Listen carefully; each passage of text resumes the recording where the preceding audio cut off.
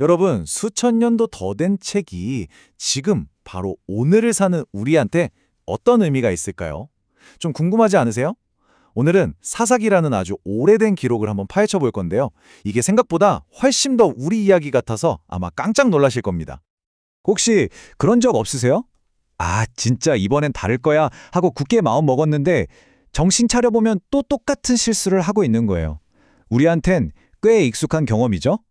그런데요, 놀랍게도 우리가 겪는 이런 개인적인 딜레마가 사실은 수천 년 전에 한민족 전체가 겪었던 거대한 드라마의 축소판이라고 하면 어떠세요? 자, 그럼 바로 본론으로 들어가 볼게요. 이 사사기는요, 무슨 영웅들의 성공 스토리가 절대 아닙니다. 오히려 정반대예요. 약속의 땅에 들어갔던 이스라엘 민족이 어떻게, 왜, 끝도 없는 실패의 늪에 빠져 허우적댔는지를 아주 적나라하게 보여주는 뭐랄까, 실패의 기록이라고 할 수 있죠. 사사기는 성경에서 여호수아 바로 다음, 룻기 바로 앞에 나오는 책인데요. 시대적으로 보면 이스라엘이 그토록 원하던 가나안 땅을 차지하긴 했는데 아직 나라꼴을 제대로 갖추기 전, 그러니까 왕이 없던 아주 혼란스러운 시기를 다루고 있어요. 이때 등장하는 사사라는 사람들이 있는데 이게 오늘날 생각하는 법원의 판사랑은 개념이 좀 달라요. 이 사람들은 나라가 위기에 빠질 때마다 하나님이 급하게 세우신 임시 리더, 그러니까 군사 지휘관에 훨씬 더 가까웠습니다. 근데 여기서 중요한 건 이 혼란이 잠깐 있다가 사라진 게 아니라는 점이에요. 사사기가 다루는 기간이 무려 300년입니다. 300년. 이건 그냥 한 세대가 실수하고 끝난 문제가 아니라 여러 세대에 걸쳐서 이 고통스러운 패턴이 그대로 대물림됐다는 걸 의미하죠. 자, 그렇다면 말이죠. 이 300년이라는 긴 역사를 관통하는 그 핵심적인 패턴이라는 게 과연 뭘까요? 사실 그 답은 이 책의 구조 자체에 고스란히 숨어 있습니다. 맞습니다. 사사기는 그냥 시간 순서대로 쭉 흘러가는 이야기가 아니에요. 마치 쳇바퀴 돌듯이 똑같은 패턴이 계속해서 지겹도록 반복되는 구조를 가지고 있습니다. 일단 이 패턴을 딱 파악하고 나면 이 책 전체가 완전히 다르게 보이기 시작할 거예요. 이 순환은 크게 5단계로 볼 수 있어요. 자, 보세요. 첫째, 백성들이 하나님을 잊고 이방신을 섬기는 죄를 짓습니다. 그러면 둘째, 하나님이 주변 민족들을 통해 그들을 압박하게 놔두시는 징계의 시간이 와요. 너무 고통스러우니까 셋째, 백성들이 그제서야 하나님께 살려달라고 부르짖습니다.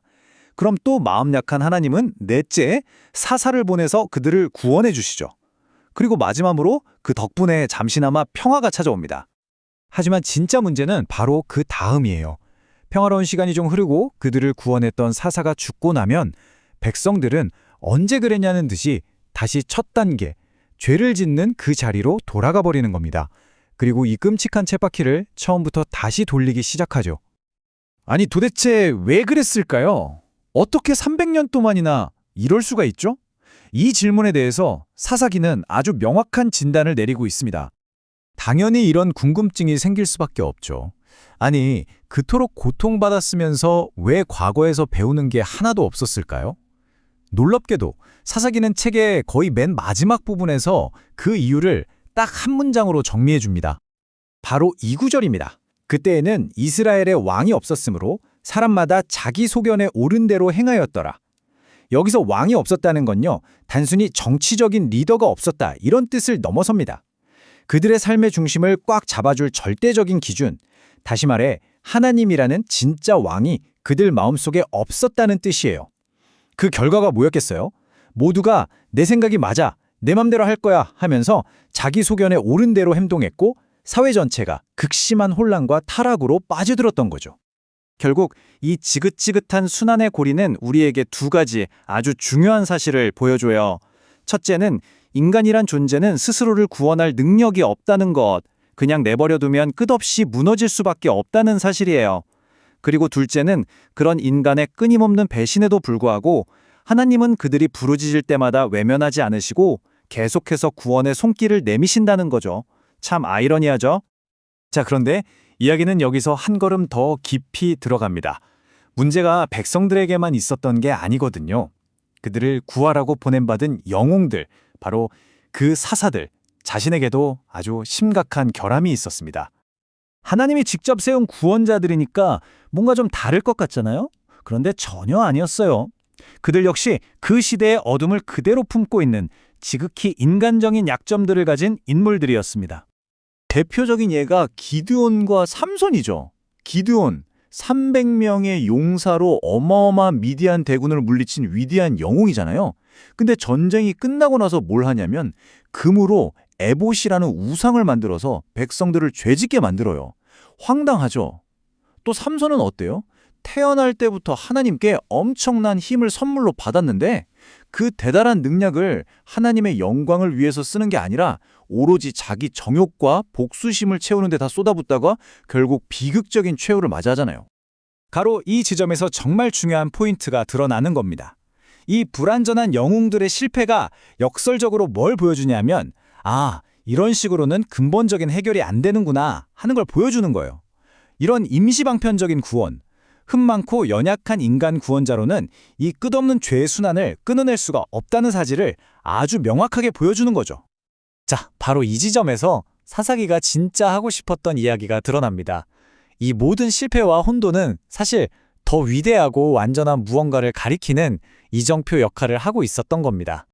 이 표를 보시면 모든 게 명확해질 겁니다. 사사들은 기껏해야 한 세대 동안만 일시적인 구원을 가져왔죠. 하지만 예수님은 시대를 초월하는 영원한 구원을 주십니다.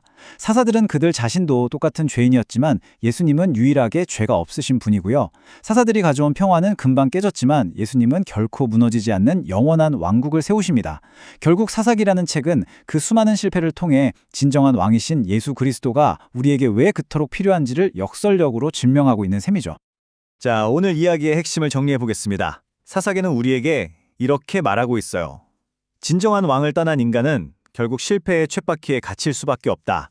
하지만 그런 우리를 향한 하나님의 인내와 사랑은 결코 멈추지 않는다.